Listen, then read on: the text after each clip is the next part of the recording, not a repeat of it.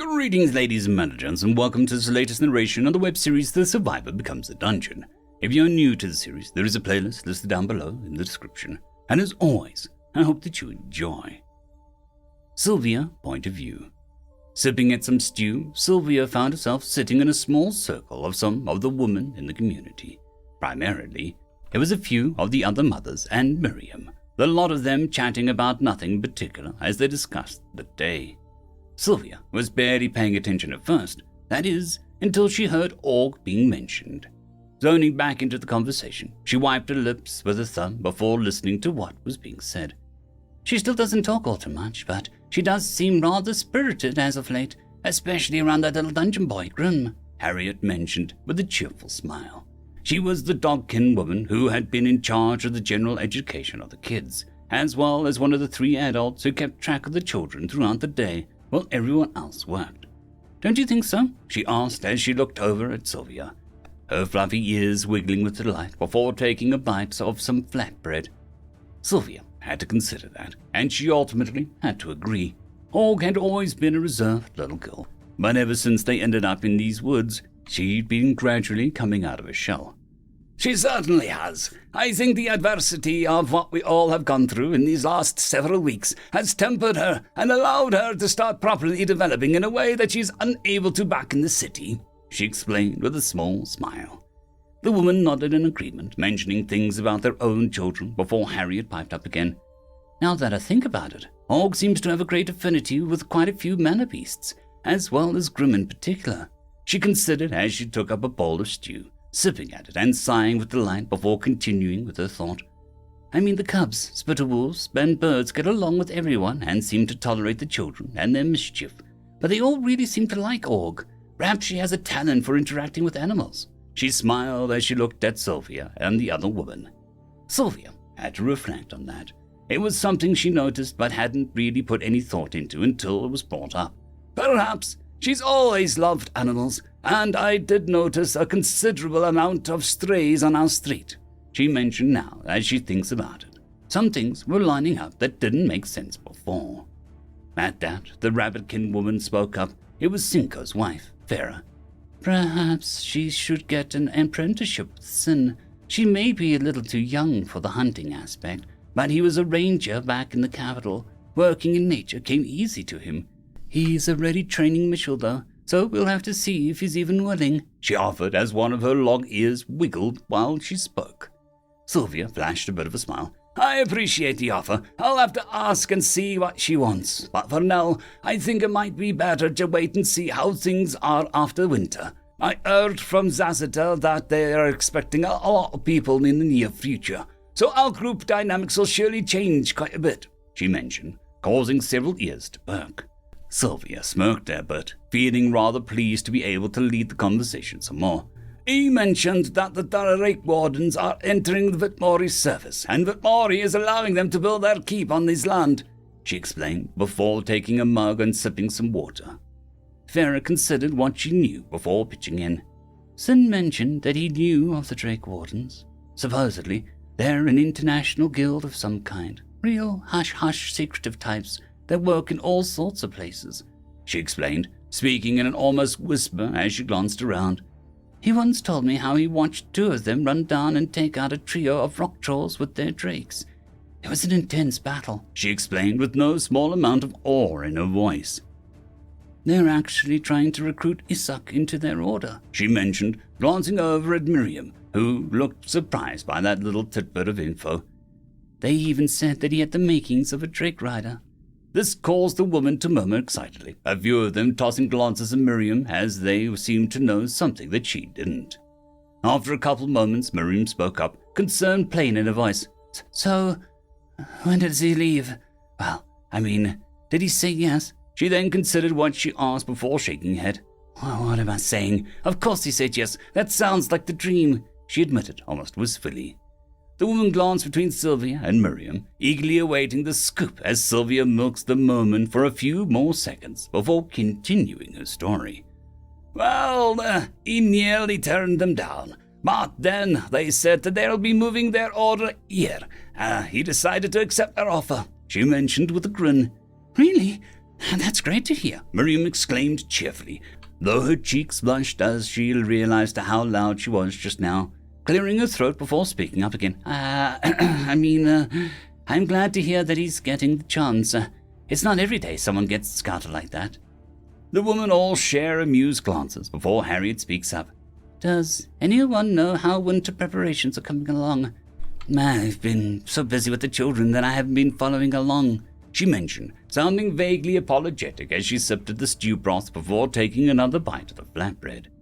Sylvia considered the question as she spoke up. Well, Zassita previously mentioned that between the hunting, Cinco, and the others we're doing, the gathering field trips with Fratisa, Woody, and the kids, we are doing pretty good on food in the short term, she considered before leaning into the table on her elbows. With that said, we really are just waiting on Woody to finish perfecting the smokers for food preservations. However, with the Drake Warden setting up shop here, we might not have to worry as much. With a group as big as theirs, they'll no doubt be able to procure far more food than we ever could. Either the manpower or money. I'm sure that we can come up with the means to trade for food if it comes down to it. That's not to say that we should quit our preparations. We're not about to start mooching off our new neighbors, now are we? She stated as she looked to the others with a quirked brow. The other woman hummed and nodded in agreement. The talk turned to other things as the night went on, though something caught her attention as she spotted movement outside. 3 spitter wolves carrying a large cloth bundle in their teeth were being led in by the massive spitter wolf, Lugosi, soon crossing through the clearing and approaching the longhouse where everyone had been dining. This, of course, caught the attention of almost everyone, though the Empress spoke up first in the other end of the dining hall. Hey, Lugosi, what's up, fluffy boy? She enthused warmly as she stood at her seat and waved at the massive spitter wolf.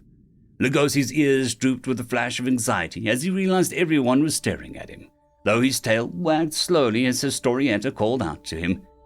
Hello there, he said quietly before speaking up as he sat back, the other 3 spitter wolves following suit as Lugosi looked among the group.